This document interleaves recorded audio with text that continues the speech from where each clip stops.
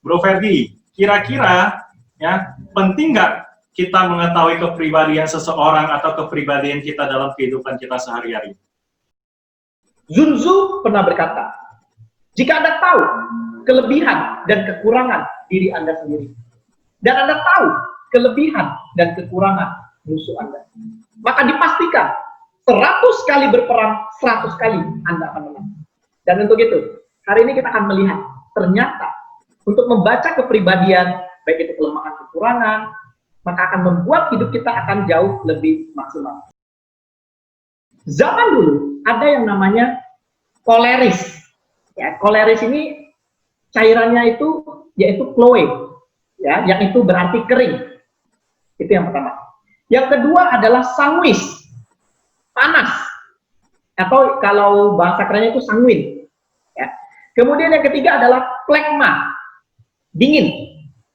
Ya. Kemudian yang terakhir, kalau plekmanya ini plekmatis sering disebut ya. Kemudian yang terakhir adalah melankoli cairannya, yang sering orang sebut melankolis, yang basah. Ini zaman dulu ya. Jadi zaman dulu, untuk zaman now itu dikenal dengan istilah kerennya yaitu DISC, DIS, yaitu dominan, intim, stabil, dan cermat. Ya. Seperti apakah karakter-karakternya? Mari kita lihat satu persatu.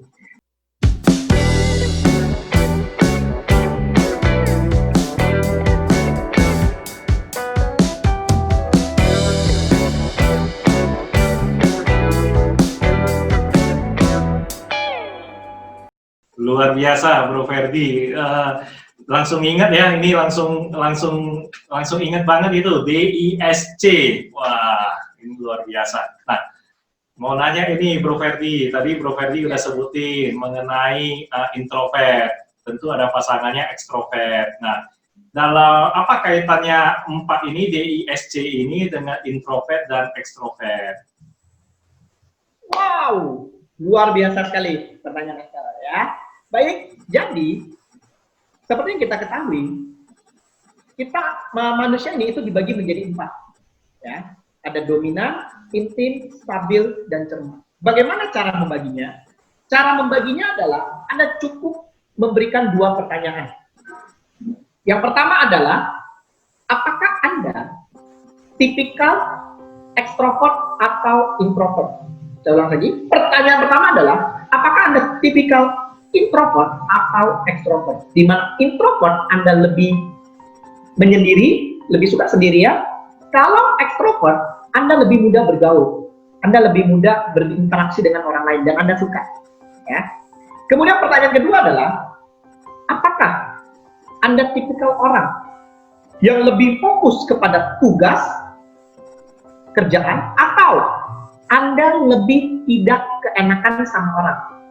Jadi kalau misalnya bos, pimpinan memberikan pekerjaan, apakah Anda langsung segera menyelesaikan kerjaan tersebut, atau Anda melihat teman Anda tidak mengerjakan, kemudian Anda berkata dalam hati, aduh, saya sudah tidak kerjakan juga lah, tidak enakan sama teman.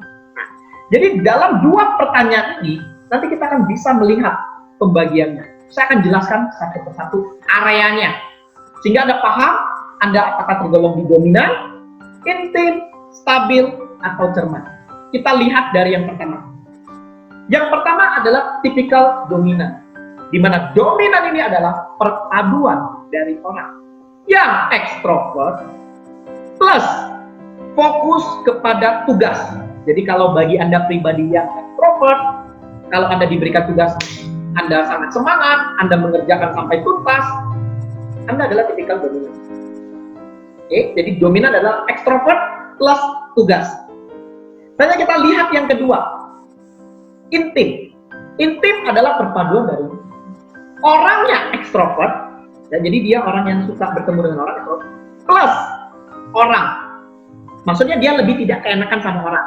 Jadi kalau misalnya pergi, diajak orang pergi, mau tidak mau, walaupun dia tidak ada uang, tidak apa-apa lah pergi, yang penting kumpul. Dia lebih tidak keenakan.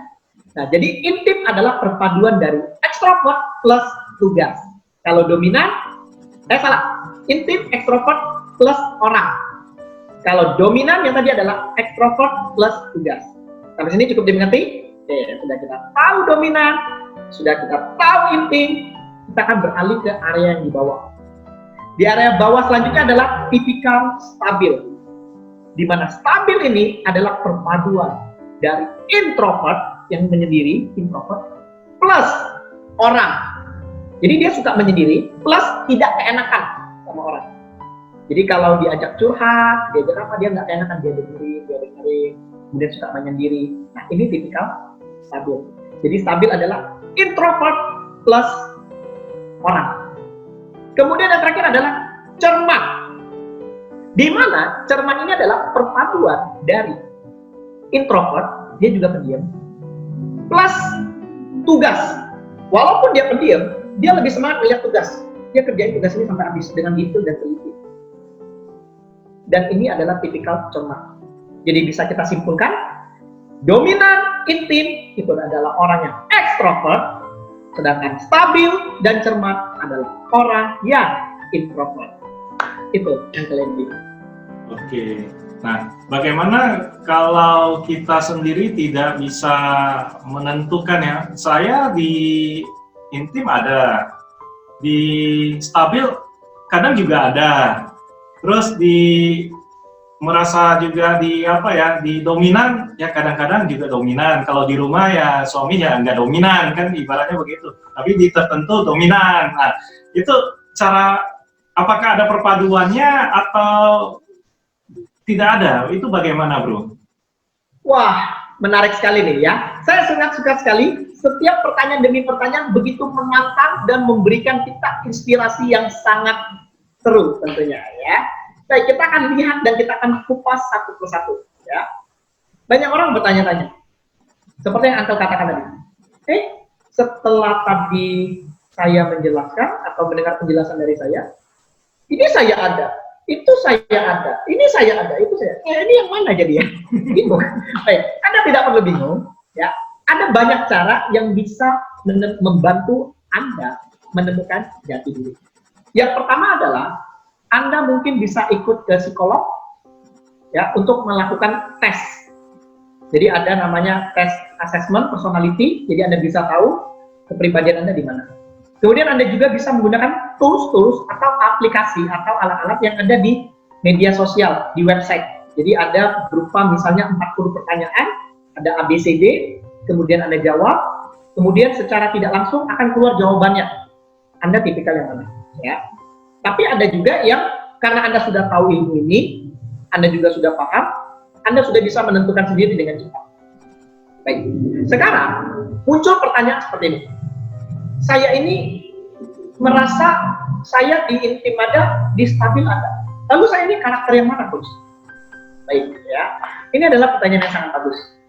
Inti dari kepribadian adalah pada dasarnya setiap manusia pasti mempunyai tempat ini. Ya. Setelah dites dan diteliti, maka akan muncul dua kepribadian. Tetapi tidak menutup kemungkinan di antara dua kepribadian ini tetap hanya satu yang dominan kepribadiannya. Contoh, ketika saya melakukan tes, ya, jadi pada saat itu saya melakukan tes. Kalau menurut Uncle saya ini kepribadian apa dengan apa, Uncle? Kali ini Uncle yang nebak ya. Kalau tadi saya nebak Uncle, kali ini Uncle yang tebak saya balik deh.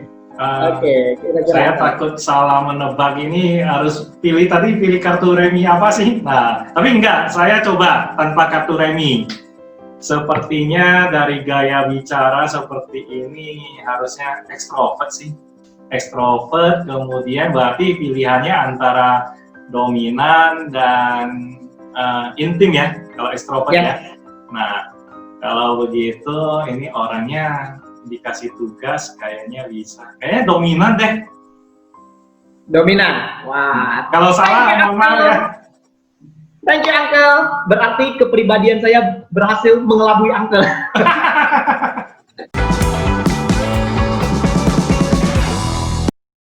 Berarti saya harus lagi belajar lagi ini. Iya. Gimana, Bu? Baik ya.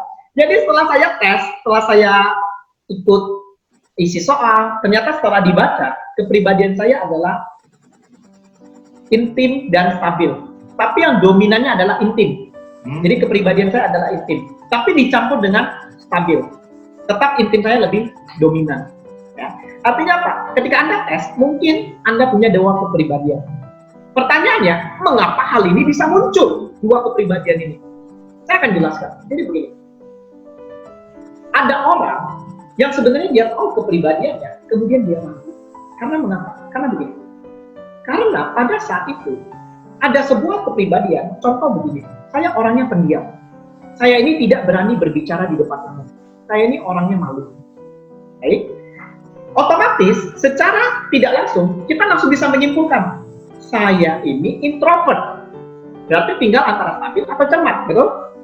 Tapi, Anda perhatikan, seiring berjalannya waktu, tiba-tiba saya ikut sebuah pergaulan, atau saya bekerja dengan lingkungan yang orangnya ini ekstrovert semua.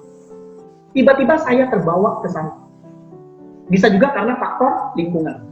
Atau mungkin juga Anda terbawa karena faktor pekerjaan. Misal, Anda adalah karyawan biasa. Pada awal Anda masuk, Anda pendiam. Tapi tiba-tiba Anda naik jabatan. Pimpinan memberikan Anda, oke, bulan depan Anda akan menjadi manajer. Dimana kalau kita tahu, ketika kita ingin menjadi leader, menjadi pemimpin, otomatis dominan kita akan semakin naik untuk dilatih. Nah, ini yang menyebabkan kita ragu. Sepertinya dulu saya awalnya seperti ini, sekarang berubahnya seperti ini. Jadi saya ini yang mana ya? Tidak perlu ragu, tidak perlu khawatir. Inti dari kepribadian ini adalah kalau Anda sudah paham ilmunya, yang paling penting adalah bagaimana Anda mampu bertemu dengan siapapun, Anda menyesuaikan kepribadian Anda, dan Anda mampu menjadi bunglon. Tidaklah penting apa kepribadian Anda saat ini. Bagaimana Anda mampu menjadi bunglon. Nah, nanti kita akan bahas nih. Kalau ketemu orang dominan, saya hadapinya bagaimana? Ketemu orang intim, hadapinya bagaimana? Nah, itu yang akan menarik. Ya, mungkin itu Angga. Wah, luar biasa ya. Nah, guys, ini Pak Ferdi ini ternyata, Bro Ferdi ini ternyata sangat luar biasa ya. Selain icebreaker nomor 1 di Indonesia ya, ternyata juga bisa melihat kepribadian ini multi talenta juga ini. Nah, ngomong-ngomong icebreaker ya, sebelum kita bahas yang itu, ada sesuatu yang mau ditunjukkan buat penonton nggak icebreakernya? Mungkin yang paling sederhana atau apa? Nah, Uncle udah bilang ini pakar icebreaker, tapi dalam ditunggu-tunggu kok penjelasannya kepribadian nggak ada icebreakernya. Nah, mungkin apakah ada? Oke, baik, siap. Uncle ada bawa kalkulator? Kalkulator, pakai kalkulator HP bisa nggak ya? Bisa. Oke. Tapi siap. walaupun tanpa kalkulator, saya yakin Uncle bisa menghitung dengan cepat ya. Karena saya yakin Uncle adalah orang yang jenius. Baik, Uncle. Siap. Ya. Saya akan memainkan sebuah permainan. Coba Uncle, ya, pilih satu angka dalam hati, ya. Jadi dalam hidup ini kita selalu berhubungan dengan yang namanya angka. Dari kita bangun tidur, kita lihat angka. Kita melihat jam. Ketika kita bertemu orang, kita buka dompet, keluarin uang. Uang itu juga ada angka. Dan ketika kita tidur, kita lihat jam lagi. Dan itu juga angka. Dan hari ini kita akan memainkan sebuah permainan keajaiban angka ya. Coba Uncle pikirkan sebuah angka antara 1 sampai 9 biar mudah hitungnya ya. Oke, antara 1 sampai 9 bebas. Uncle suka angka berapa? Yang Uncle favorit, simpan dalam hati. 1 ya? 1 angka ya? Ya, 1 angka. Simpan dalam hati Uncle. Sudah. Yakin Uncle? Sudah, saya ketik di kalkulator, ntar saya tunjukin. Ya, simpan dalam hati ya, sudah? Baik. Ya. Pastikan tidak beritahukan saya angkanya, simpan dalam hati, sudah? Iya. Baik. Sekarang di sini ada dua pilihan. Uncle mau kali 2 atau kali 5? Langsung saya kali atau saya ngomong? Oke. Sekarang sebelum itu saya ambil sesuatu di sini. Saya akan tahu. Oke. Saya katakan, oke. Uncle mau kali 2 atau kali 5? Saya jawab atau enggak? Jawab. Kali 2. Kali 2, oke. Dari Uncle yang sudah Uncle pilih di awal, silakan Uncle kali 2 sekarang. Oke, sudah. Sudah?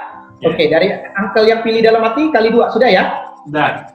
Oke. Sekarang silakan Uncle tambah 2 hasilnya tadi. Yang sudah dikali 2, Uncle tambah 2. Tambah 2 ya. Sudah? Sudah, Uncle? Baik. Sekarang selanjutnya silakan hasilnya sekarang Uncle kali 5. Kali 5 ya? Ya. Sudah? Sudah, Uncle? Sudah. Oke. Sekarang coba Uncle kurang dengan 2. Hasil Anda sekarang. Kurang dengan 2. Kurang dengan 2 ya? Yes. Sudah juga. Oke. Sudah, Uncle? Sudah. Baik, Uncle. Saya tidak tahu Uncle awalnya memilih angka berapa. Dan saya sama sekali tidak tahu. Dan Uncle boleh memilih kali 2, kali 5. Kalau Anda pilih kali 5, hasil pun akan berubah. Kita tidak ada yang tahu. Dan Uncle, silakan. Hasil angka Anda berapa? Sebutkan sekarang. Hasilnya 88. 88. Oke, apakah benar? Uncle memilih angka 8. Silakan Anda angkat. Angka Anda adalah 8, betul? Betul. Oke, dan ini 8-nya. 88. Wah. Anda pilih angka 8 dan ini 8-nya. 88. Ya. Anda perhatikan, angka yang dipilih bebas, acak. Saya sudah ambil kartu ini duluan dan saya tidak tahu sama sekali apa yang dipilih oleh Uncle Edi. Apa yang kita bisa ambil dari permainan ini? Tentunya, bagaimana kita bisa masuk komunikasi kita dengan lawan bicara kita, dengan kepribadian kita. Oh, Uncle Edi kepribadiannya 8. Bagaimana saya bisa menjadi 8 juga? Biar masuk. Biar ketika kita berbicara dengan siapapun, kita menjadi lebih nyaman dan lebih dekat. Mau tahu tipsnya? Ayo. Mau dibahas nih, Uncle Edi? Atau dibuat biasa. Itu episode berikutnya. Ini ternyata hebat ya. Benar-benar tanpa persiapan, padahal tidak ada kasih tahu bahwasanya akan ada icebreaker ya. Ini benar-benar luar biasa. Ini cepat sekali. Udah ini, mohon maaf ya, ini jadi diuji ya. Tapi nggak apa-apa. Tadi kan Bro Ferdi menguji kepribadiannya Uncle kan gitu. Nah ternyata icebreaker-nya luar biasa. Ini icebreaking ya. Sebagai icebreaker nomor 1 luar biasa. Nah kita lanjut ya Bro Ferdi ya. Ini tadi sangat menarik kalau kita berbicara mengenai kepribadian. Itu sepertinya tidak akan ada habisnya ya. Tapi kita sudah dibatasi dengan waktu ya, durasi. Ntar kita akan bikin sesi-sesi berikutnya. Kalau ada komentar ya, ada pertanyaan lanjutan dari para netizen, ingin tahu mengenai hal apa ya, apakah di asmara, apakah pekerjaan, yang lebih detail ya, apakah cara menghadapi mertua bagaimana ini, cara menghadapi anak bagaimana ini, kemudian minat dan bakat anak atau minat bakat sendiri bagaimana. Saya sudah bekerja 20 tahun, sepertinya saya hampa kan begitu, saya nggak menyukai. Nah itu mungkin karena tidak begitu mengenal kepribadian ya. Nah itu ntar kita lihat ada komentar-komentar apa supaya kita bikin sesi berikutnya. Nah secara singkat saja Bro Ferdi, apa sih manfaat secara umum kalau kita mengetahui kepribadian kita ataupun kepribadian seseorang? Tentunya manfaatnya adalah Anda bisa merasakan sendiri, Anda akan jauh lebih percaya diri ketemu dengan siapapun, kapanpun, dan dimanapun Anda berada. Karena sudah paham ilmunya, bagaimana cara berkomunikasi dengan lawan bicara Anda. Jika Anda sudah menguasai ilmu ini, pastikan jangan terkejut ketika lawan bicara Anda sangat menyukai Anda. Wah, luar biasa. Nah, di ujung acara kita ini, Bro Ferdi mau ngasih pesan-pesan apa ini buat para penonton Tantangan Hidup 4.0?